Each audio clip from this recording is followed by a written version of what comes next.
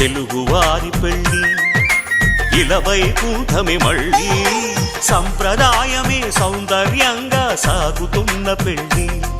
ఇది తెలుగువారి పెళ్ళి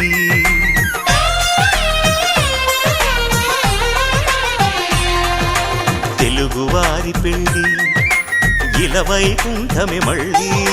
సంప్రదాయమే సౌందర్యంగా సాగుతున్న పెళ్ళి ఇది తెలుగువారి పెళ్ళి ఒకరికి ఒకరని అనుకుంటే అదే నిశ్చితార్థం ఆ నిర్ణయానికి తలవంచడమే పెళ్ళి అంతరార్థం శతమానం భవతి అంటుంది శ్రావణ మాసం శ్రావణ మాసం శ్రావణ మాసం తెలుగువారి పెళ్ళి ఇలవైకుంఠమే మళ్ళీ సంప్రదాయమే సౌందర్యంగా సాగుతున్న పెళ్ళి ఇది తెలుగువారి పెళ్ళి